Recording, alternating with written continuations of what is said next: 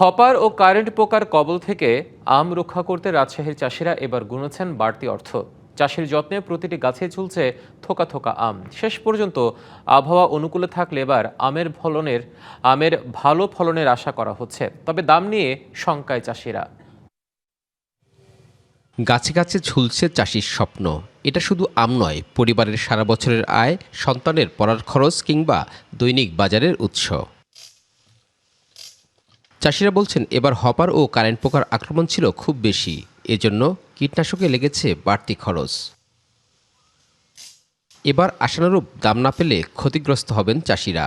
আমাদের যা আম আছে মোটামুটি আলহামদুলিল্লাহ, তবে যদি ঝড় বৃষ্টি আমাদের অনুকূলে থাকে তাহলে আমরা আশানুরূপ ফল পাবো। ঝড় বৃষ্টি হলে তো অনেক ক্ষতির মধ্যে আমরা পড়ি। আমের ন্যায্য মূল্য বাজার থাকে তাহলে আশা করতেছি যে আমরা একটু লাভজনক হব।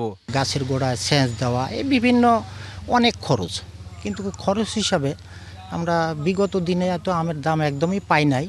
এখন এবছরে কি হবে আশা করছি যে হয়তোবা ভালো হবে।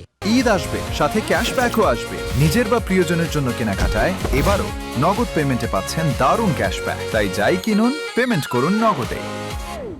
রাজশাহী জেলায় এবছর আমবাগান রয়েছে 19,062 হেক্টর জমিতে। এতে 780 কোটি টাকার প্রায় 2,43,993 মেট্রিক টন আম উৎপাদনের আশা করা হচ্ছে। আম পেড়ে ফরমালিন দিয়ে বাজারজাত করছে দামের আশায়, এবং ওগুলান খেয়ে মানুষ কিন্তু আমের যে প্রকৃত স্বাদ সেটা পাচ্ছে না পাওয়ার কারণে আমের যে বাজারটা সেটা আসছে না। পরিচর্যার কারণে এখন পর্যন্ত ফলন মোটামুটি যাই দেখাচ্ছে, ভালো দেখাচ্ছে।